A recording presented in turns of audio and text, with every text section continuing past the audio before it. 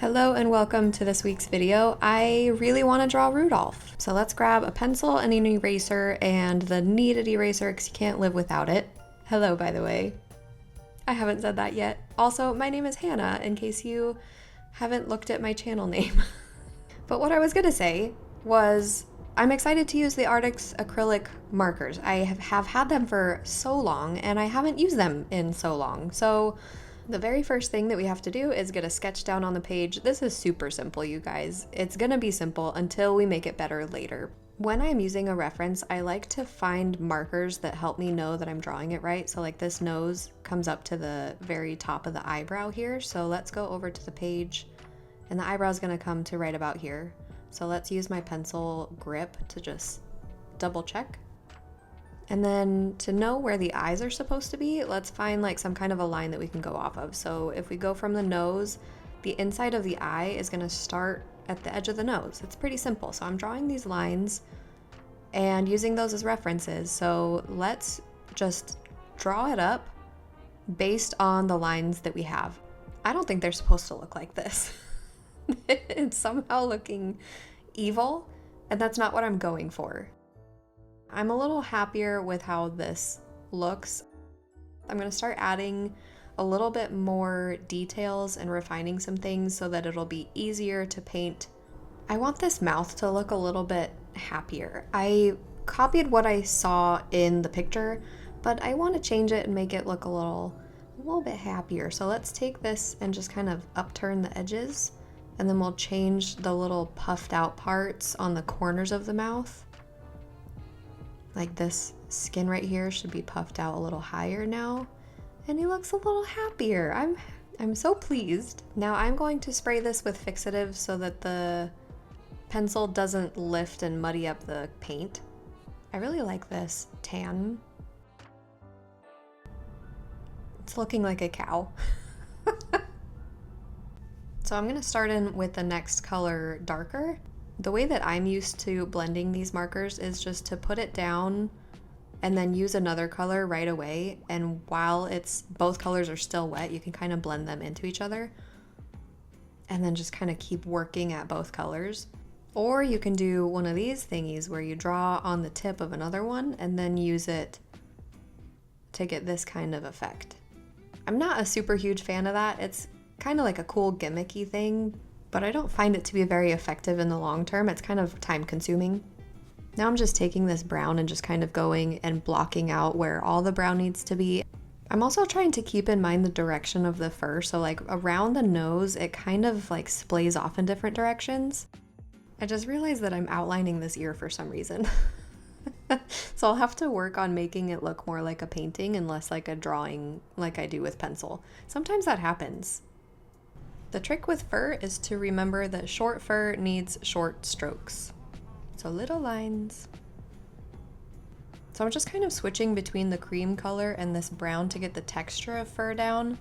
And I plan on adding in the darker brown for contrast and a little bit of like shading next.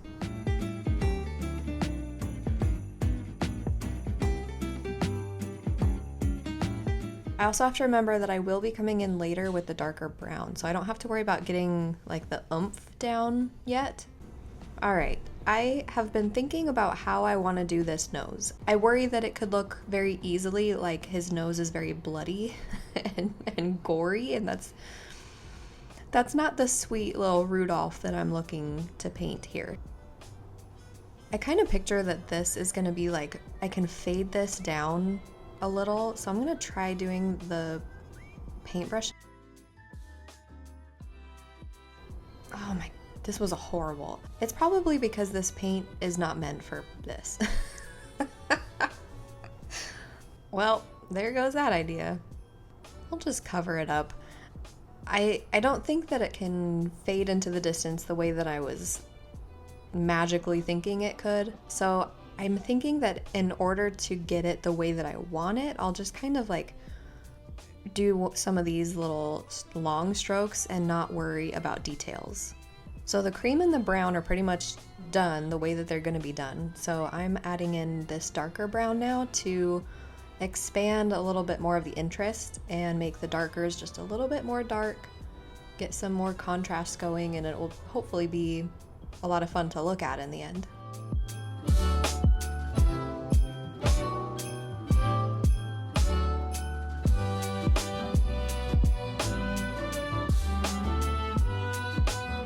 I was a little bit haphazard when I was using the white earlier, so I'm using this black now to... Actually, I don't think this is black. I think this is a super dark brown. Anyway, to finish up the mouth. I want the eyes to kind of capture you a little bit, so I'm putting a lot of attention into what colors I'm doing here, and I'm trying to add as many colors as I can. And the more detailed you are with the reflection in the eyes, the more realistic it's gonna look. But I also don't want to go too crazy and have it be not following the rhythm of the whole reindeer. I don't know, it's like a fine balance. But this, I'm using a different color, and I'm noticing that it's kind of blending in with the line that I did earlier, so I might have to go over that line again to differentiate the colors a little bit more.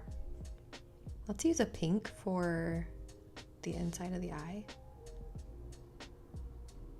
That is really pink. I'm not a fan of that. Let's darken it. I think this color will do good. Let's try it out.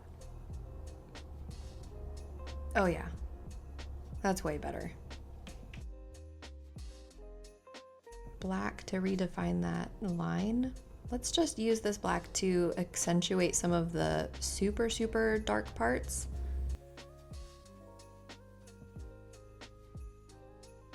I am tackling these antlers, and the rhythm that I'm gonna go is just go in layers. Starting with this light color, just kind of like as a wash.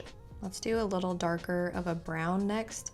I'm using a different brown. This is a little bit redder of a brown. I don't know, we'll see how it, hopefully it melds a little with the whole picture and doesn't look so out of place.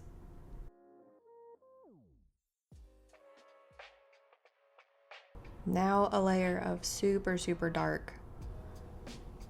And that's kind of my plan. So we'll see how it looks after this and fix what we need to, if we need to fix anything. Touches of black. I've been looking at the reference photo, and I noticed that antlers are very textured. So I am going to use this cream color and kind of go over where I had the cream and just kind of add these little dots. I'm using alcohol marker for the background. I really like this like dusty blue color. It just looks like winter to me. I think I've got like 3 or 4 layers happening right now. And the more layers you do, the less like lines you're gonna have. Oh, I have an idea. Hold on a second. Okay, I pulled these pan pastels out of my closet, but I know that I have this like reddish pink color, and I can use this to kind of test out how I want to do the nose. Maybe like this blue color too. This will show kind of just what color to use for the nose, if I even like the pink color or red color, or if I want to keep it white. Okay, I'm glad that I did that because I really like it, but I don't like it as pan pastel. And I think that I will use my paint markers. Alcohol markers could be cool, but I think paint markers is, I have to be true to what I set out to do, and this is supposed to be a paint marker spread. So that's what I'm gonna do. Pink for the nose, and then I will use the bold red just in select locations so it doesn't look bloody.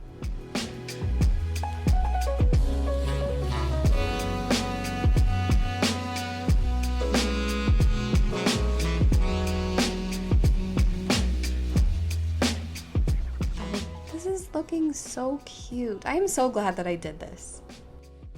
This white just isn't doing it for me today, so I'm gonna use the gel pen again. I'm probably gonna regret this.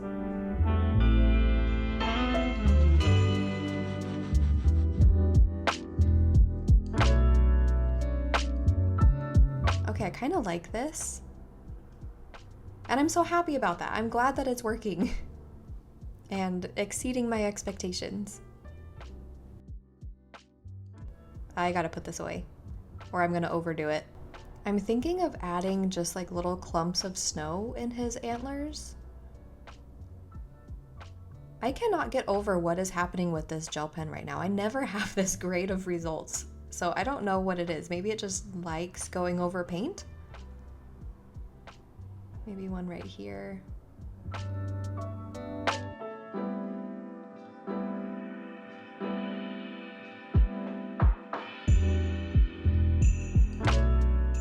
Maybe if it's like falling. Oh, it's so cute. Rudolph is making it snow.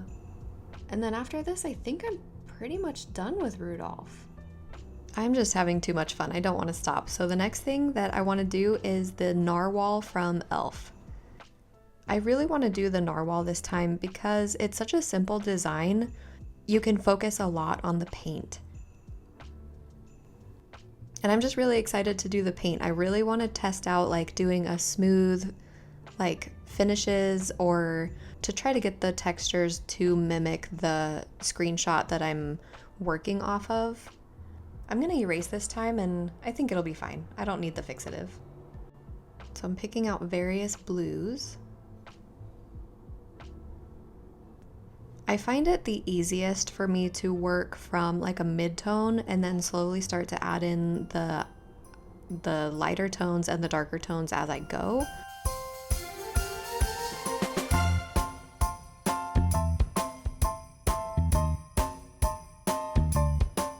I'm double wielding some blues now. I have my lighter blue here and the mid-tone that I was working off of. And I'm gonna test out just dabbing it so that I can get like a really smooth finish, because that is one thing that I notice about the screenshot that I'm going off of.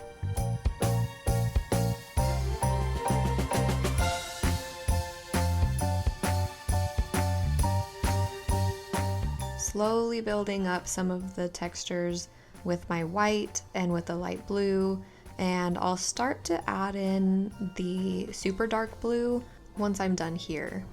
I want this all to have pretty much the same texture, so holy cow. That pulled a lot easier than it has been pulling. Why did it do that? Let's see if we can backtrack. That's the most amazing thing about the paint, is that you can't really mess up. You can layer on as many times as you need to just cover up any mistakes that you have. I feel like at this point I'm just finger painting, which is super fun. There's nothing wrong with finger painting.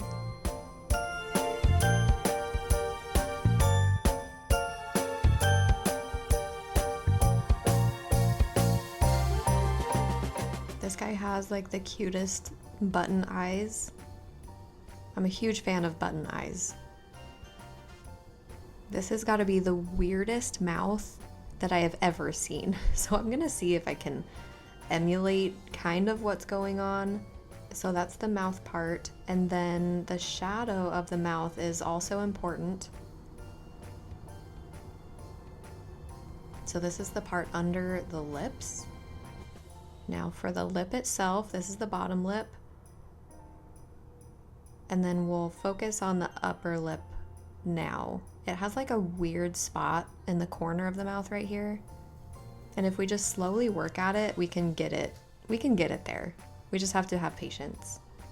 A little bit of black.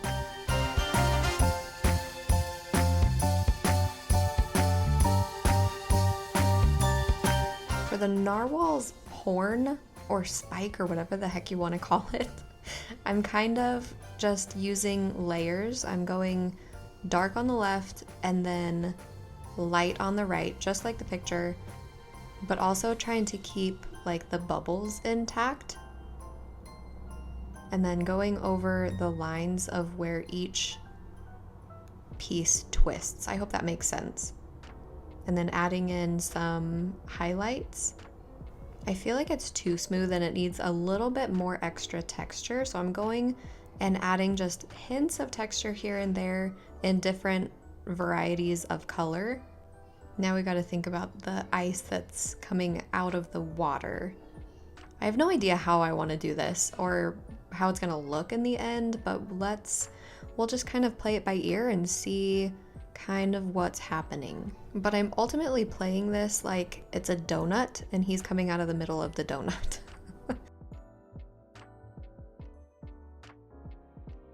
I imagine there's some sort of shadow right on the inside of that little donut that we're making. Let's color this all dark because that's what it is in the picture, so let's just follow the picture. Waves are not my strong suit. I don't really delve into the land of waters. So this is a whole, I don't know how it's going to turn out. I'm using white for reflections.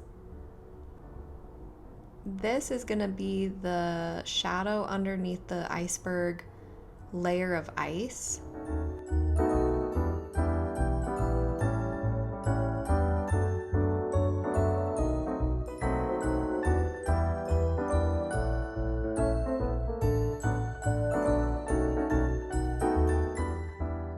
I'm loosely just adding in some landscape.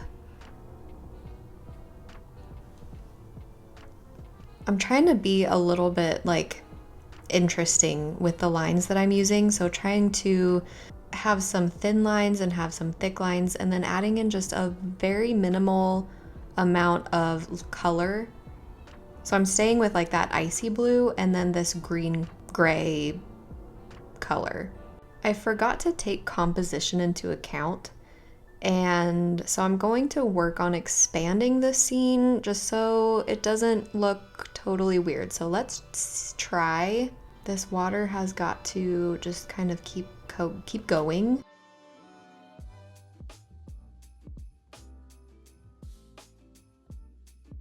This is the darkest, most beautiful alcohol color.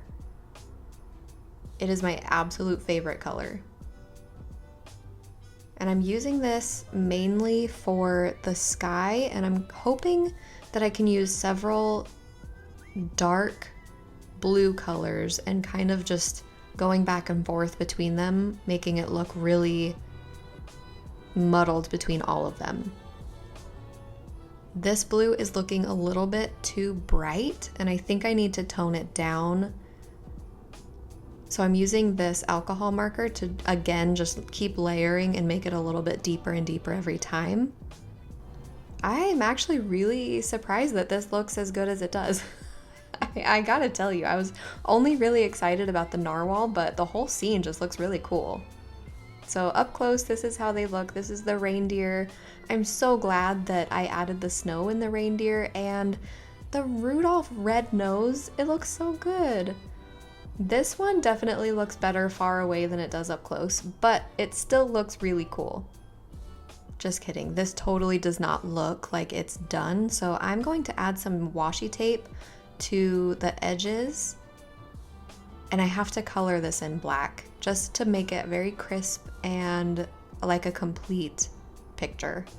Washi tape is my absolute favorite way of drawing straight lines.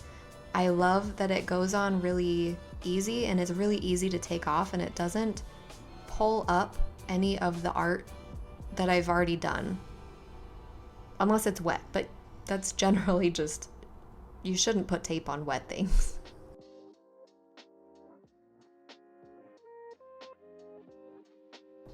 So there we go. I'm so glad that I added that black border. That was such a good decision.